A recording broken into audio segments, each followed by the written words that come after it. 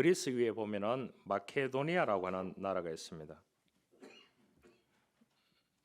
바울이 복음을 전했을 때 이 유럽으로 향하는 길목이었습니다. 그 마케도니아의 위대한 역사적인 왕이 있었죠. 그 사람이 알렉산더 대왕입니다. 이 알렉산더 대왕이 인도까지 이제 침범을 하게 되는, 그래서 페르시아를 거쳐가지고, 근데 이 왕의 고민이 많았다고 합니다. 왜냐, 그 휘하에 있는 병사 가운데 한 사람이 자기 이름하고 똑같았대요. 알렉산더. 그런데 이 쫄병 알렉산더의 삶은 형편없었다고 합니다.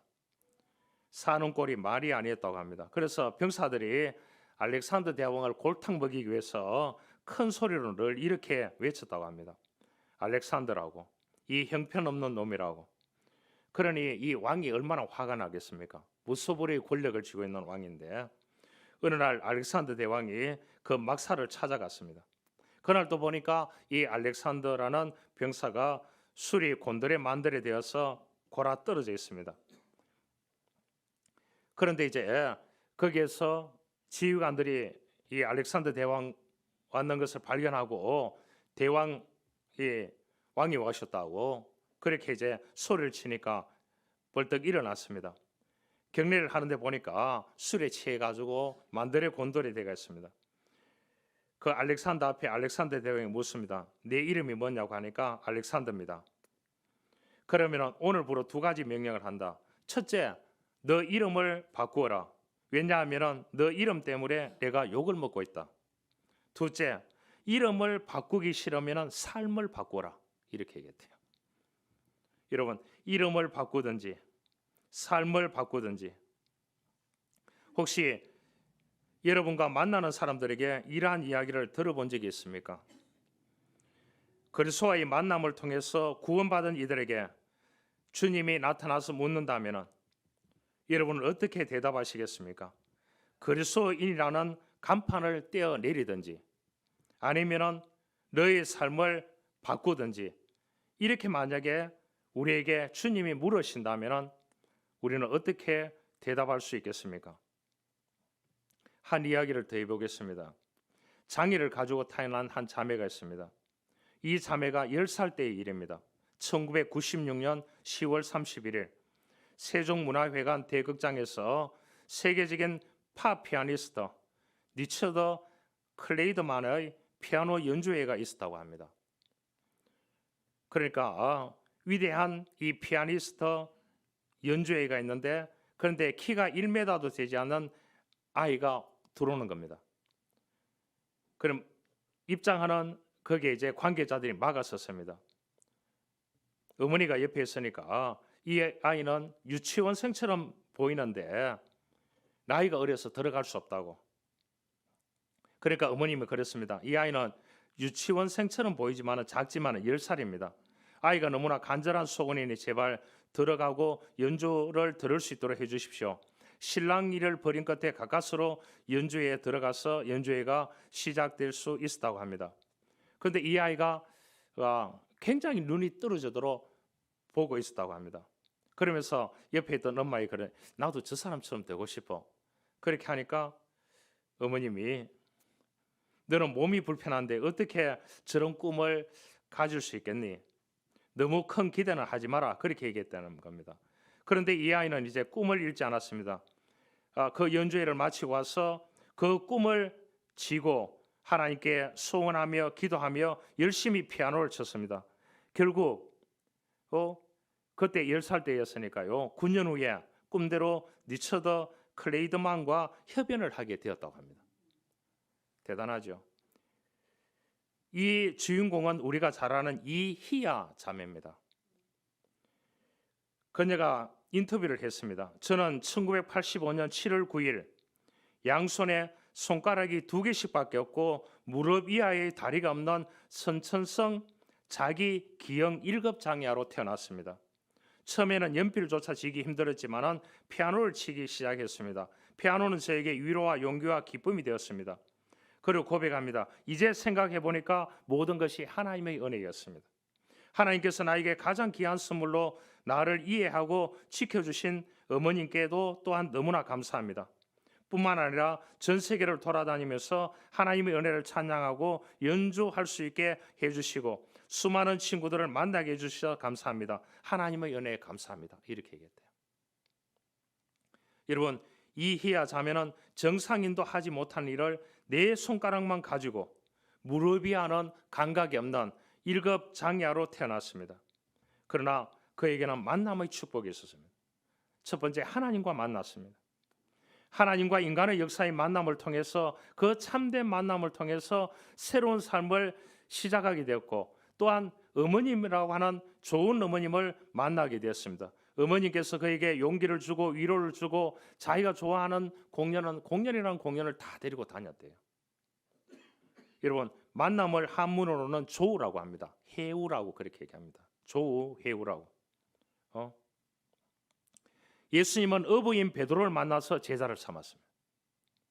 만남의 메시지를 이렇게 주셨습니다. 내가 너희를 사람을 낚는 어부가 되게 하리라. 정말로 이 베드로를 통해서 주신 말씀대로 베드로가 되었습니다. 여러분, 구원의 역사는 예수 그리스도를 만남으로 이루어지게 되는 것입니다. 여러분은 예수 그리스도의 만남을 통해서 어떤 감동을 가지고 살아가고 있는 것입니까? 인생 자체는 어떻게 보면 만남입니다. 살아가면서 가정에서 부모와 처자의 만남, 사회에서는 스승과 제자가 만나고 친구와 동료도 만나고 사회생활에서 수많은 사람을 만납니다. 그래서 말틴 부버라고 하는 학자는 그런 말을 했습니다. 인생은 만남을 떠나서는 아무것도 이루어지지 않는다고 했습니다. 여러분, 일생은 만남의 연속입니다. 모든 사람은 홀로 살아갈 수 없습니다.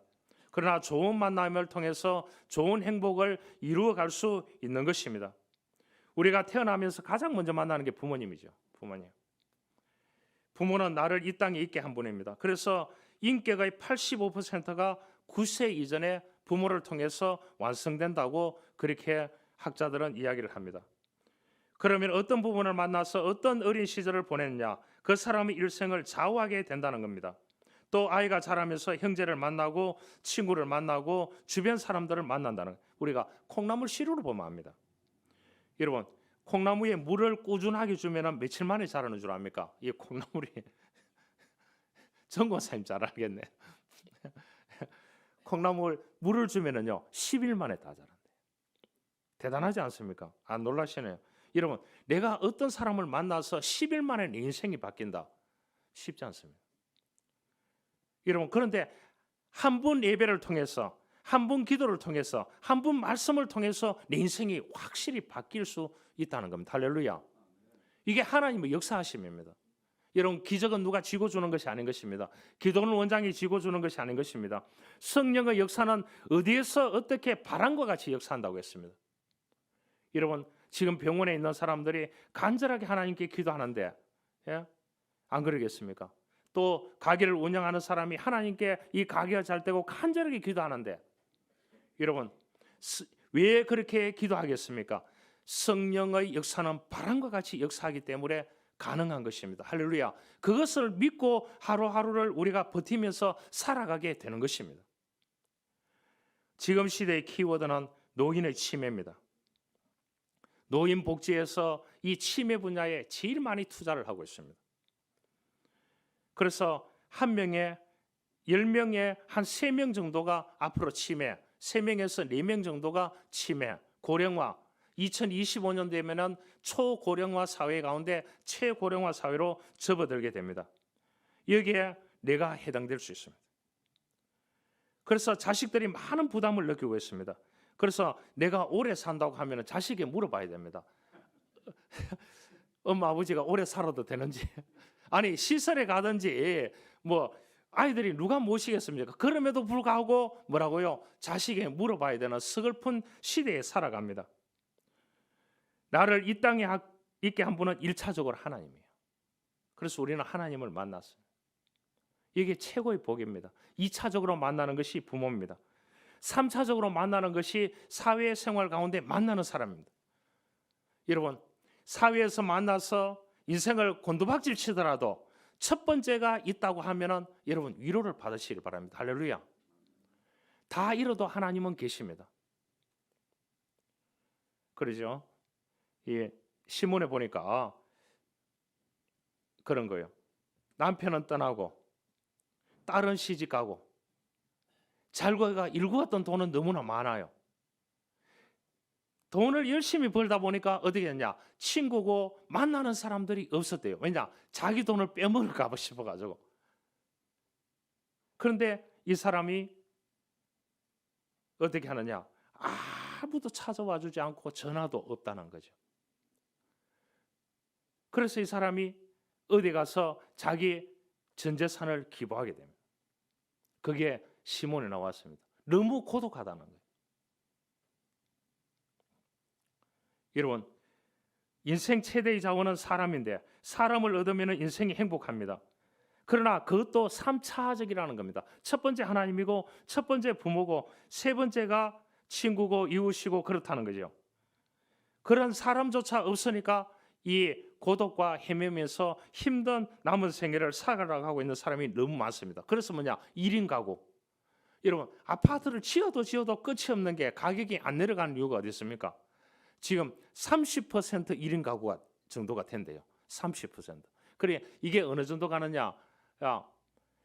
이 장수하니까 한 50% 가게 되면 어떻게 되느냐?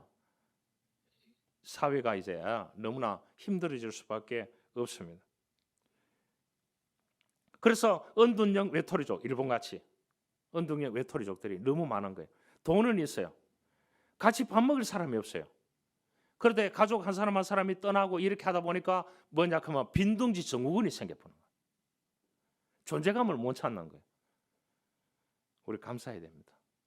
일주일마다 주일 예배 드릴 수 있는 할렐루야.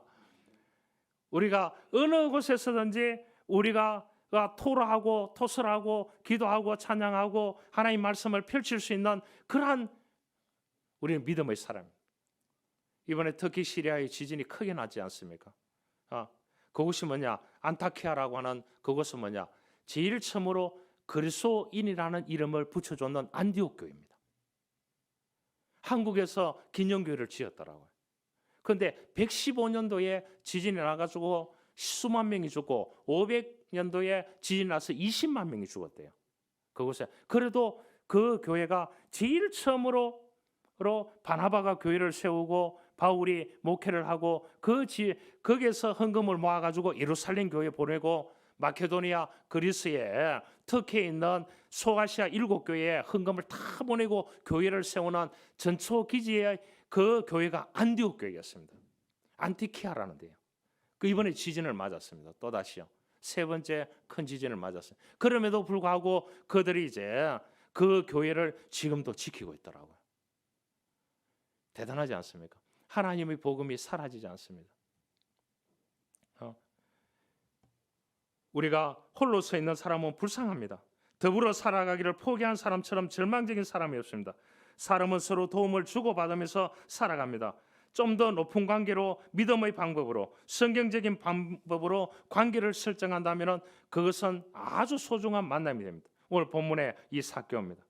삭개오는 예수님을 만나기 위해서 뽕나무 위에 올라가는 결단을 했습니다. 그래서 예수님을 만났어요.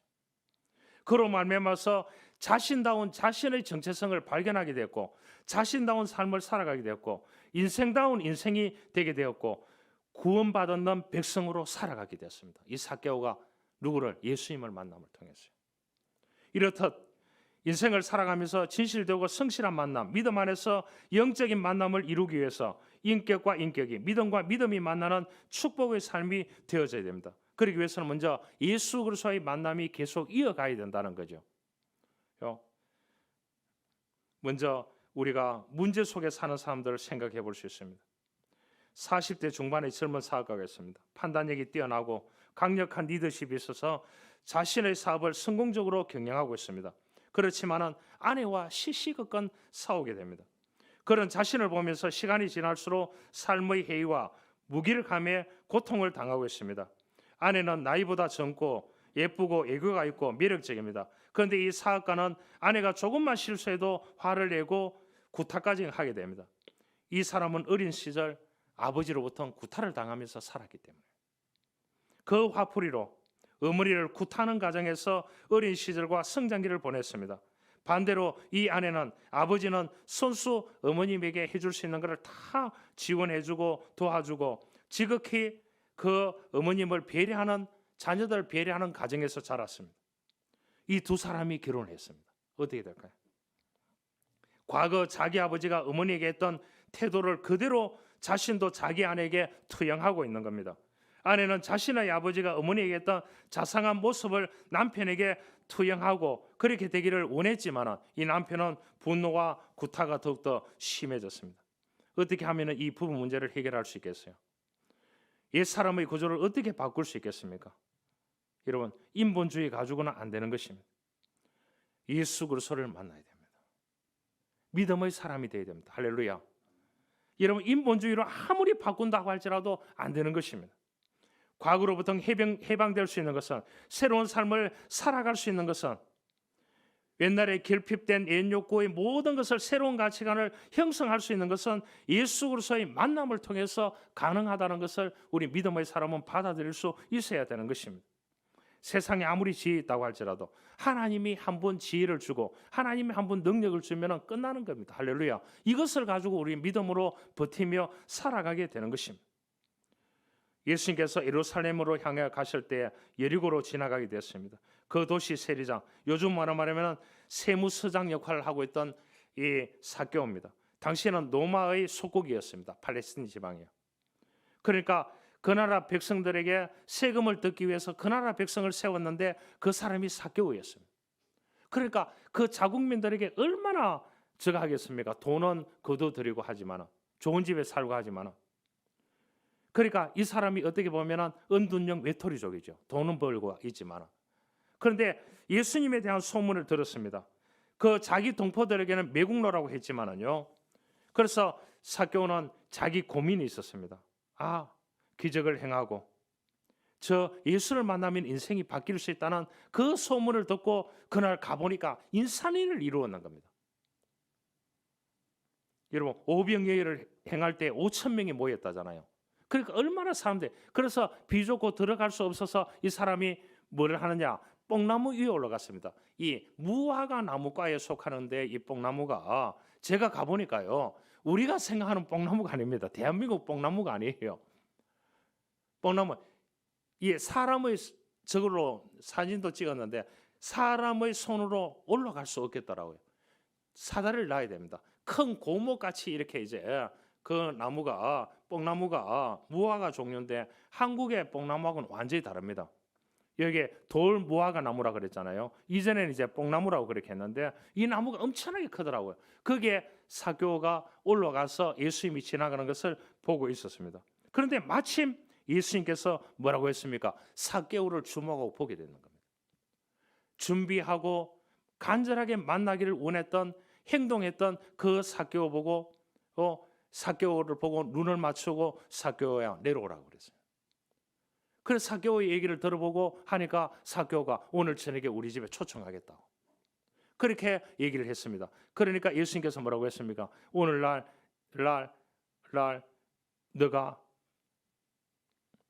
너와 내 가족이 구원을 받았다고 선포하게 되는 것을 볼 수 있습니다. 여러분, 이 삭개오는 그래서 모든 것을 다 내려놓습니다. 다 내려놓습니다. 내가 남에게 토색한 것이 있으면 4배나 갚겠다고. 뭐요? 구원받는 백성으로 살아가는 여기에 포커스가 있습니다. 여러분, 우리가 예수 안에서 물질이 중요하고, 예수 안에서 지위가 중요하고, 예수 안에서 권세가 중요하고, 예수 안에서 이 세상을 살아가는 생명이 중요하다는 것을 그리스도인은 한 번도 잊어서는 안 되는 것입니다. 여자의 일생을 썼는 프랑스 작가 모파상이라는 사람이 있습니다. 이 사람이 썼는 위대한 소설 가운데 세계적인 작가지요. 여자의 일생입니다. 돈을 많이 벌었습니다. 세계적인 작가가 되었습니다. 이 사람은 공허함을 메울 수가 없었습니다. 그는 신학교에 다니다가 중퇴했습니다. 하나님을 떠나서 자신의 재능만을 의지하고 열심히 노력해서 세계적인 문학가로 알려지게 돼. 돈도 엄청나게 벌었습니다. 그가 이러한 공허함을 채울 수 없어서 방황하다가 결국 자살로 젊은 나이로 세상을 떠났습니다. 그의 모비에는 이러한 결계가 적혀져 있다고 합니다. 나는 모든 것을 소유하였지만은 하지만은 결국은 모든 것을 잃었는 사람으로 세상을 떠났다. 이렇게 묘비에 적혀 있대요. 여러분, 모든 것을 소유한 것 같지만은 하나님을 소유하지 못하면, 하나님 안에서의 삶을 살아가지 못하면 그것이 참된 기쁨, 영원한 행복, 만족감을 누릴 수 없다는 것입니다. 늘 공허한 마음을 가지고 살던 세리장 삭개오는 어느 날 예수님의 소문을 듣고 그 예수님을 만났기 때문에 새로운 삶을 살아가게 되었다는 것을 알 수 있습니다. 새로운 삶을 살기 위해서는 뭐라고요? 자기 행동을 해야 돼요. 명사로 있어서는 안 됩니다. 동사의 삶을 살아야 되는 겁니다. 그러잖아요. 우리가 예배하러 나와야 되고 또 기도해야 되고 자기 삶을 일구어 가야 되고 그렇게 해야 되는 것입니다. 여러분 생각해 보십시오. 지금으로 생각하면 세무서장정 되면 출근할 때 뭐 입고 해요? 양복 입고 하잖아요. 여러분 양복 입고 출근했다가 예수님 온다고 생각했는데 그 많은 사람들 해지고 가서 돌아가서 그 뽕나무 위에 올라간다. 넥타이를 메고 뽕나무 위에 혼자 올라가 있다. 그 수백 명, 수천 명 사람들이 인산이 내리고 있는 그곳에 예수님이 온다는 그곳에 많은 사람들이 얼마나 비웃었겠습니까? 그런데 그 눈치를 보지 아니하고 과감한 행동을 했던 이 삭개오의 마음을 주님께서 받아주셨다는 거예요. 대단하잖아요. 아이도 아니고 지위도 있고 직분도 있는 사람이 많은 사람들이 비난을 강행하면서 모든 장애물을 뛰어넘을 수 있었습니다. 누구를 만나기 위해서? 삭개오는 예수님 만나기 위해서. 사람들의 비난도 자기의 키가 적음도 그 어떤 것도 걸림돌이 될 수 없었습니다. 여러분 신앙은 결단입니다. 주님을 만나기 위해서 결단을 내려야 합니다. 주님 앞에 갈급한 마음을 가지고 달려갈 때 주님이 만나 주시는 것입니다. 너희가 온 마음으로 나를 구하면 나를 찾을 것이요 나를 만나리라고 예레미야 29장 13절에 말해주고 있습니다. 우리가 주님을 만나기 위해서 뛰어넘어야 할 장애물이 많습니다. 가족일 수 있고 친구일 수 있고 직장 동료일 수 있고 배우자일 수 있고 그들이 비난을 가할 수 있습니다. 그러나 결단을 다 물리치고 주님 앞에 나와 예배하면 주님께서 만나주시고 놀라운 변화를 일으켜주시고 우리에게 놀라운 은혜를 베풀어 주실 줄 믿습니다. 삭개오는 그런 결단을 가지고 있어요. 어려운 고민과 걱정과 아픔 그 가는 길을 주님은 다 알고 계셨습니다. 그 문제를. 그래서 6절에 말합니다. 삭개오에 급히 내려와 영접하거늘 그렇게 했습니다. 그리고 자기 집으로 모셔서 잔치를 베풀었습니다. 예수님을 마음에 모실 때 평안과 만족함이 있습니다. 7절에 말합니다. 무사람이 보고 수근거리고 이르되 저가 죄인의 집에 유하로 들어갔도다. 그렇게 예수님을 비난하는 사람들도 많이 있었습니다. 여러분 우리가 예수 믿고 나면은 때때로 비난받기도 하고 안 당하는 고난 당하기도 하고 안 당하는 수많은 일들이 있을 수 있습니다. 손가락질 당할 수도 있고요. 그런 거를 두려워해서는 안 되는 것입니다. 예수 믿고 나서 앞만 보고 가야 되는 줄 믿습니다. 이것이 믿음인 것입니다. 그러다 보면 하나님께서 하나하나 정리 다 해주게 되는 것입니다. 아름다운 모습으로 살아가게 되는 것입니다. 여러분의 인생의 주인으로 예수 그리스도를 모시기를 간곡하게 부탁드립니다. 예수님이 여러분의 삶의 주인이 되셔서 여러분을 인도하면 두 팔과 두 다리가 없어도 이렇게 행복하게 살았던 아까 그 자매의 이야기 같이요.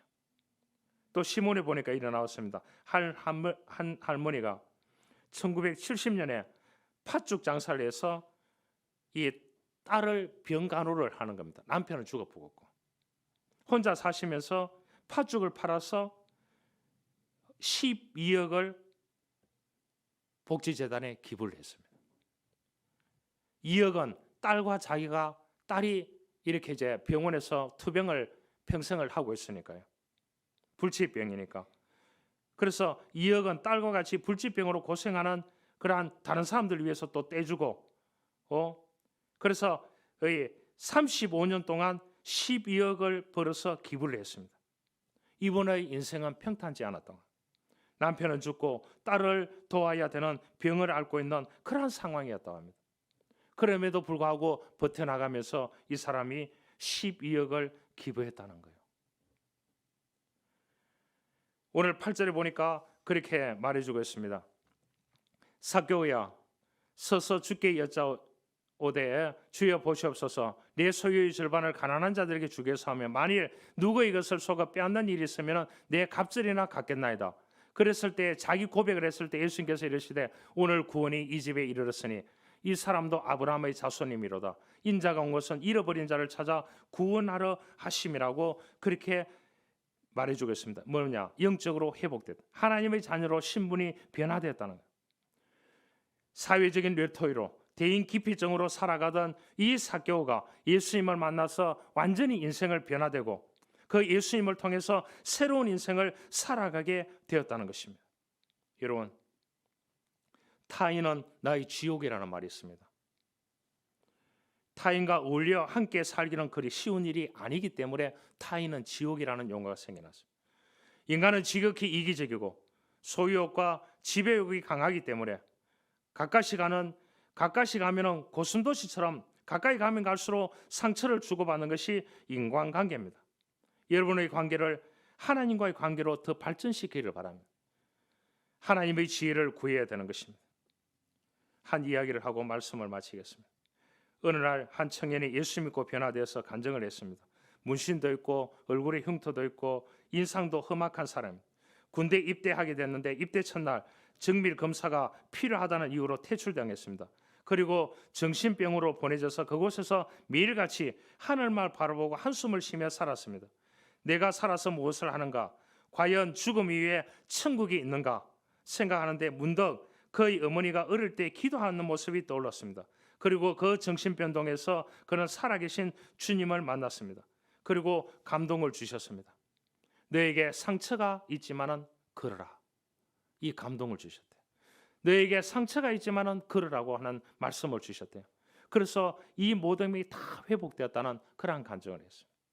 하나님께서 여러분을 사랑하셔서 이곳으로 불렀습니다. 주님 앞에 여러분의 자신을 내어 맡기기를 원합니다. 오늘 이후로 예수님을 위해서 살기를 원합니다. 삭개오처럼 변화되어서 여러분의 변화된 모습을 통해서 주변의 타인들에게 사회에 아름다운 영향력을 미치고 또한 내 자신이 변화된 사람으로 구원받은 사람으로 늘 성장해가는 그러한 아름다운 놀라운 열매 맺는 일들이 날마다 있기를 주님으로 축원합니다.